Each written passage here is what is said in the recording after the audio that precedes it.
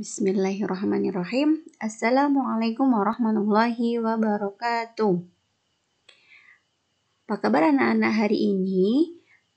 Semoga anak-anak selalu sehat dan tetap semangat untuk belajar ya. Pada kesempatan kali ini, Bu Guru akan menjelaskan materi tema 3, subtema 3, yaitu tentang perubahan wujud benda. Nah, anak-anak, pada minggu lalu, anak-anak sudah belajar tentang wujud benda. Masih ingat tidak wujud benda apa saja kemarin? Ada wujud benda padat, cair, dan juga gas. Nah, sekarang anak-anak belajar tentang perubahan wujud benda. Jadi benda itu bisa berubah wujudnya.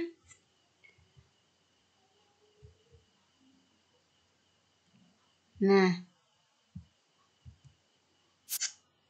perubahan wujud benda yang pertama yaitu mencair.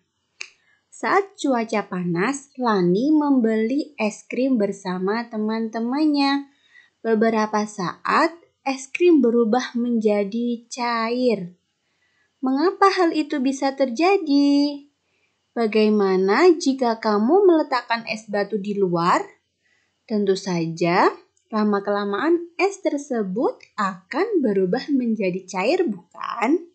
Nah, jadi mencair atau biasanya bisa disebut dengan meleleh atau melebur itu adalah perubahan wujud dari padat menjadi cair.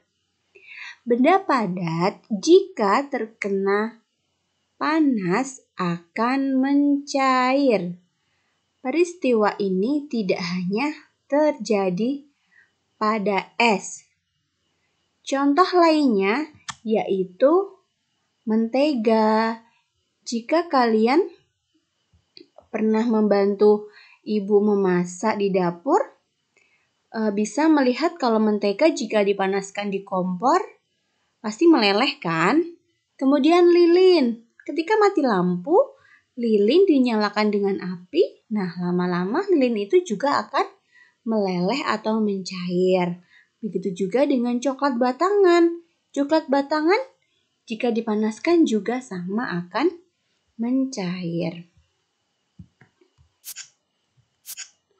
Kemudian, es mencair itu jika suhunya mencapai 0 derajat Celcius.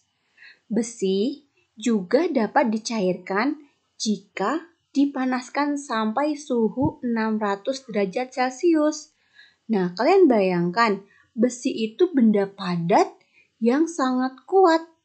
Tetapi besi juga bisa meleleh atau bisa cair jika dipanaskan.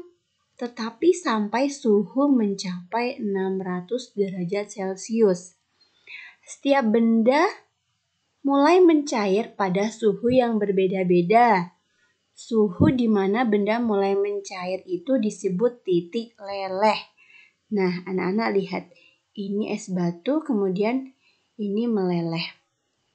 Itu saat benda itu mulai mencair atau mulai meleleh disebut dengan titik leleh. Nah, kemudian kita belajar tentang satuan berat.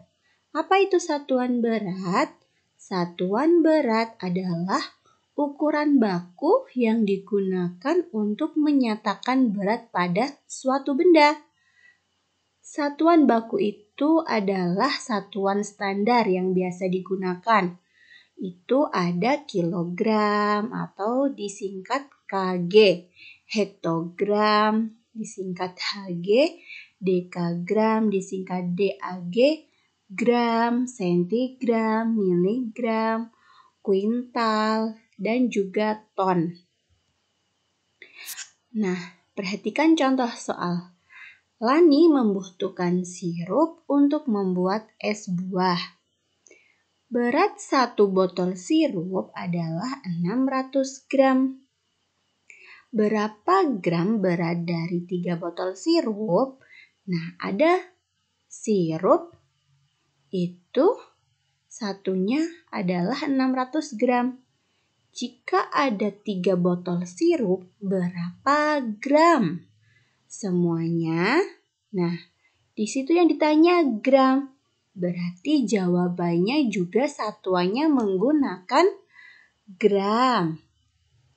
Nah, di sini sudah gram semua. 600 gram ditambah 600 gram lagi, ditambah 600 gram lagi, sama dengan 1.800 gram. Nah, perhatikan untuk mengerjakan soal satuan berat itu harus semua satuan disamakan terlebih dahulu. Ini sudah gram, yang ini sudah gram, yang ini sudah gram, dan hasilnya juga menggunakan gram. Nah, kemudian kita belajar tentang karya seni dekoratif. Nah, pada tema sebelumnya, anak-anak juga sudah belajar tentang karya seni dekoratif, bukan? Masih ingat? Apa itu karya seni dekoratif? Di negara-negara yang mengalami 4 musim, saat musim dingin tiba akan turun salju. Salju akan mencair begitu ganti musim semi. Tahukah kamu bahwa setiap butiran salju mempunyai bentuk yang khas? Nah, butiran salju itu bisa kita lihat bentuknya yang khas melalui mikroskop. Nah, di sini ada contoh-contoh butiran salju yang sudah dilihat melalui mikroskop. Di sini ada bentuknya seperti itu ya. Anak-anak bisa dilihat. Nah, dari gambar butiran salju itu terciptalah karya seni seperti berikut. Nah, kalian masih ingat, di karya seni dekoratif itu ada garis, ada bentuk, dan juga ada warna. Ini adalah contoh butiran salju yang dibuat karya seni dekoratif. Nah, kamu dapat menghasilkan karya seni. Untuk itu, kamu harus menggabungkan garis, bentuk, dan warna. Dengan demikian hasilnya menjadi harmoni yang indah. Nah, di situ ada beragam warna. Warna primer, yaitu ada merah, kuning, dan biru. Kemudian ada warna sekunder. Warna sekunder adalah warna yang diperoleh dari campuran warna primer tersebut. Kemudian ada garis.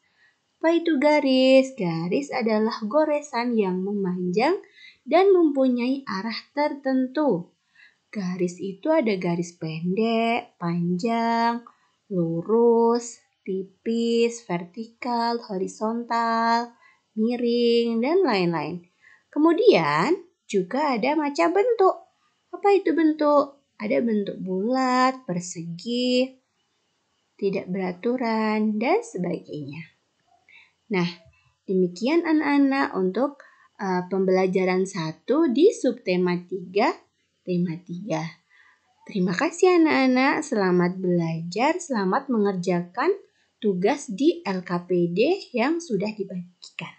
Assalamualaikum warahmatullahi wabarakatuh.